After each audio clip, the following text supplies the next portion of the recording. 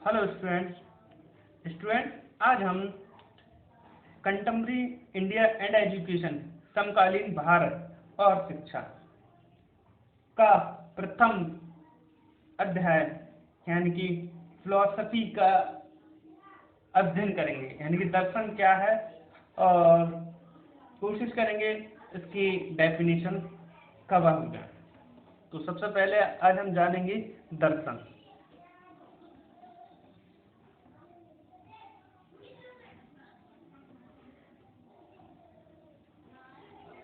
Philosophy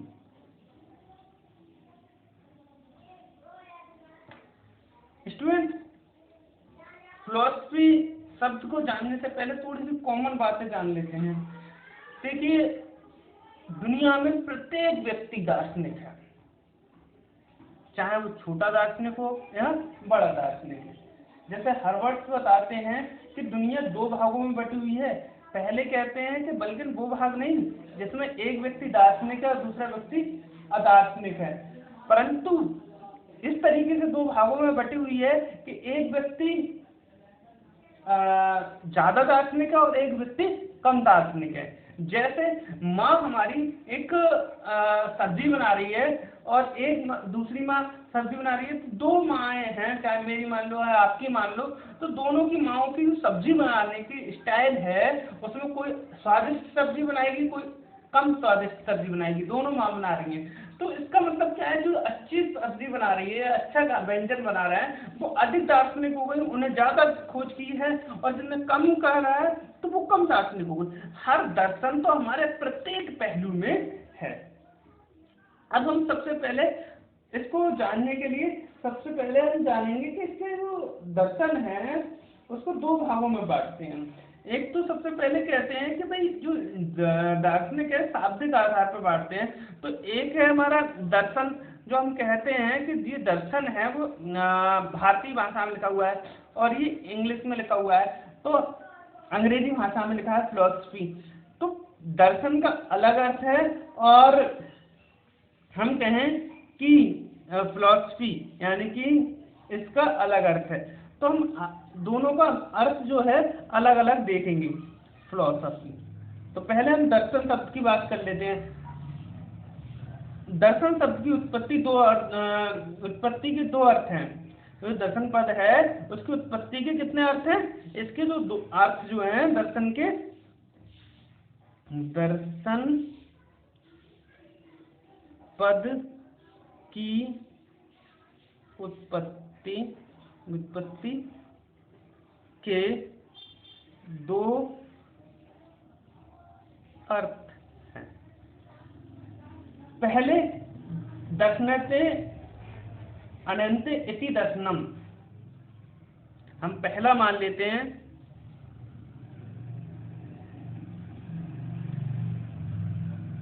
दर्शनते अनेन इति दर्शनम, मतलब ये एक संस्कृत भाषा में लिखा है, इसकी उत्पत्ति संस्कृत के अनुसार माना है, जिसके द्वारा देखा जाए, जिसके द्वारा देखा जाए। इसका अर्थ क्या हो गया? जिसके द्वारा देखा जाए। तो एक तो ये हो गया, ठीक। दूसरे अर्थ में दर्शन शब्द में वे सभी पद्धतियां अपेक्षित हैं जिसके परामर्श से ज्ञान होता हो। देखा जाए इस पद का अर्थ है तो ज्ञान का प्राप्त किया जाए। इसका मतलब क्या है? ज्ञान का प्राप्त किया जाए।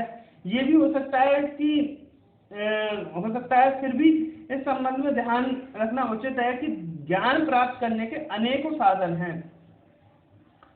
जो ज्ञान प्राप्त करने के साधन हैं वो उसके अनेकों साधन हैं। तो हम पहले दूसरे शब्द में देख लेते हैं। दूसरे में दर्शन का दर्श मानी होता है देखना। दूसरा हम कह सकते हैं जो दर्शन है किससे लिया गया है? दृश्य धातु से, दृश्य धातु से। और दृश्य धातु जब ले ली जाती है तो ये जो अर्थ है दृश्य धातु का, उसका मतलब क्या होता है? देखना, दृश्य का मतलब क्या होता है? देखना। और ये देखना ही क्या होता है हमारा? देखना क्या कहलाता है हमारा? दर्शन कहलाता है। अब हम दर्शन देखना, दृश्य का मतलब क्या होता है? धातु का मतलब क्या होता है? देखना। अब देखना, देखना हम दो तरीके से देखते हैं, एक प्रत्यक्ष रूप से और एक अप्रत्यक्ष रूप से। अब हम जो प्रत्यक्ष रूप से देखते हैं वो कहाँ से देखते हैं? हम इंद्रियों के द्वारा देखते हैं। किसके द्वारा देखते हैं? इंद्रियों के द्वारा। जैसे हमारी आंख से हम ये सब चीज देख रहे हैं, ये हमारा लिखावट देख रहा है, तो ये कैसा देखना है? साधारण देखना। अप्रत्यक्ष रूप से हमारी आंतरिक शक्तियां, आंतरिक रूप से हम ये देखते हैं, तो वो क्या कहलाता है? उसे विशिष्ट दर्शन कहलाता है। जब हम जो दिख रहा है उसके पार भी देख सकते हैं, वह क्या है? अप्रत्यक्ष रूप से देखना। जैसे मैं एक उदाहरण लेता हूं आपके लिए, मान लीजिए आपसे पूछा जाए ये क्या है, तो अधिकतर लोग क्या कहेंगे कि ये एक बिंदु है, परंतु वो ये चीज नहीं देखेंगे कि इस बिंदु के चारों ओर सफेद कागज भी है।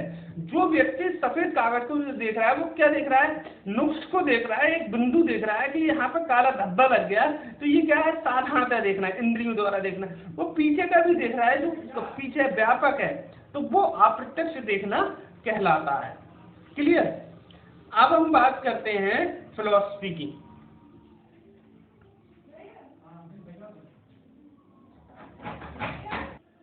अब हम देखते हैं फिलॉसफी के बारे में। फिलॉसफी क्या है? फिलॉसफी जो है शब्द है वो कहाँ से लिया गया है? एक अंग्रेजी शब्द है जो ग्रीक भाषा के शब्द से लिया गया है। ये जो फिलॉसफी है वो कैसा शब्द है? अंग्रेजी भाषा का शब्द है। किस तरीके का भाषा का शब्द है? अंग्रेजी भाषा का शब्द है। सॉरी, अंग्रेजी भाषा का शब्द है। और ये जो शब्द लिया गया है वो किससे लिया गया है? ग्रीक भाषा से। कहाँ से लिया है? ग्रीक भाषा। और ये जो शब्द बना है फिलॉसफी, ये दो शब्दों से मिलकर बना है। एक का मतलब है फिलॉसफी, लॉस, और दूसरे का मतलब सोफिया। फिलॉस का अर्थ क्या है?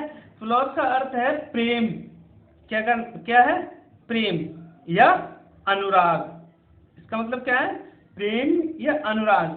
अब ये दो शब्द हैं, प्रेम या अनुराग, तो इसको भी हम थोड़ा डिटेल में जानने का प्रयास करेंगे कि भाई प्रेम क्या है और अनुराग क्या है। प्रेम अनुसार लिख गया, अनुराग है, अनुराग। तो प्रेम का अर्थ क्या है? कि जो जर्नली हम देखते हैं, कहते हैं हम कि हमें अपने इससे प्यार है, हमें किताबों से प्यार है, हमें अपने माता पिता से प्यार है, हमें उस व्यक्ति से प्यार है, हमें फूल से प्यार है। तो ये साधारण जो हम प्रत्यक्ष रूप से मतलब मैं कहूँ कि हम बयां कर सकते हैं, वो केवल प्रेम होता है। अनुराग क्या होता है? एक दूसरे में विलीन हो जाना। जैसे राधा जो थी कृष्ण के प्रेम में विलीन थी, तो उन्हें प्रेम नहीं था, अनुराग था। यानी कि मीरा जो थी कृष्ण के प्रेम में प्रेम नहीं था, वो अनुराग था। जैसे हम देखते हैं इलॉन मस्क या बिल गेट्स वगैरह देखते हैं, इन लोगों का क्या है? अपने काम से प्रेम नहीं है, ये अनुराग में है, काम करते जाते हैं, करते जाते हैं। तो हम क्या कर सकते हैं? ये लोग क्या है? प्रेम नहीं करते, अनुराग करते हैं। तो ये अनुराग जो है, मैं कहूँ प्रेम की सुपरलेटिव डिग्री कह सकते हैं। तो ये क्या है? फिलॉसफी का अर्थ क्या है? प्रेम या अनुराग। और सोफिया का मतलब क्या है? ज्ञान। तो ज्ञान के प्रति अनुराग हो जाए तो वो क्या कहलाएगा? हमारा दर्शन कहलाएगा। ठीक।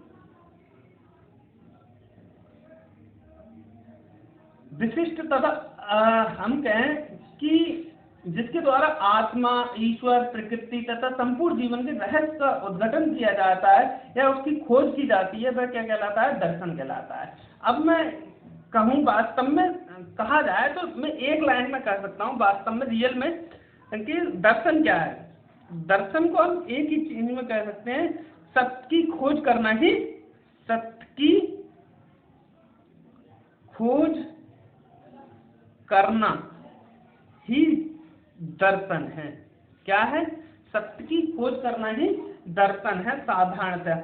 अब हम इस खोज के लिए हमने बहुत सारे आयाम बना रखे हैं कि भाई क्या है? आत्मा क्या है? ये हो गया दर्शन। ईश्वर क्या है, ये हो गया दर्शन। प्रकृति क्या है, इसकी जानकारी, ये हो गया दर्शन। हम कहें कि मृत्यु क्या है, ये हो गया दर्शन।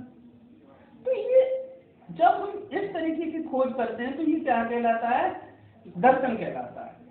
ठीक,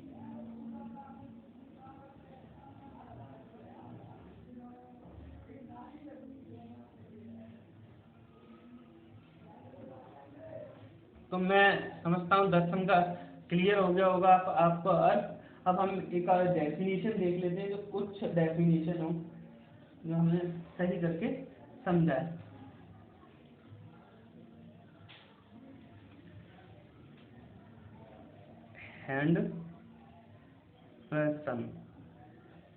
हैंडरसन क्या कहते हैं, दर्शन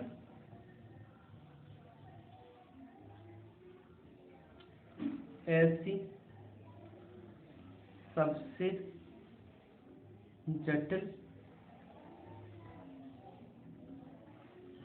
समस्याओं का कठिन अनुशासित तथा सावधानी से किया हुआ विश्लेषण है, जिसका मानव ने कभी अनुभव किया हो। कहने का मतलब है दर्शन एक सबसे जटिल समस्याओं का कठिन अनुशासित सावधानी से हुआ विश्लेषण है, जिसका मानव ने कभी अनुभव किया हो। मतलब रिसर्च जो हो रही है वो तार्किक हो और उसको वो अनुभव करता हो, वही दर्शन कहलाता है। बहुत सारी डेफिनेशन है। हम एक बात कहें, डॉक्टर सर्वपल्ली राधाकृष्णन कहते हैं कि यथार्थता के स्वरूप का तार्किक विवेचन ही दर्शन है। यथार्थता, ये मतलब मैं एक और डेफिनेशन लिखना चाहूंगा यहाँ पे छोटी सी में, बहुत अच्छे तरीके से डॉक्टर राधाकृष्णन ने कहा है। राधा कृष्णन कहते हैं यथार्थता मतलब क्या है, यथार्थता का बहुत गहन अध्ययन, मतलब बहुत गहनता से इसको समझा जा सकता है। जो कुछ भी है उसके स्वरूप का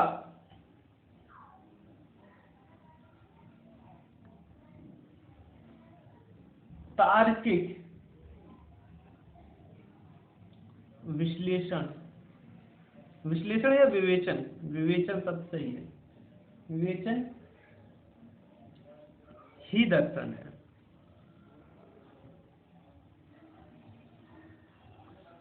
ठीक, थैंक यू वेरी मच।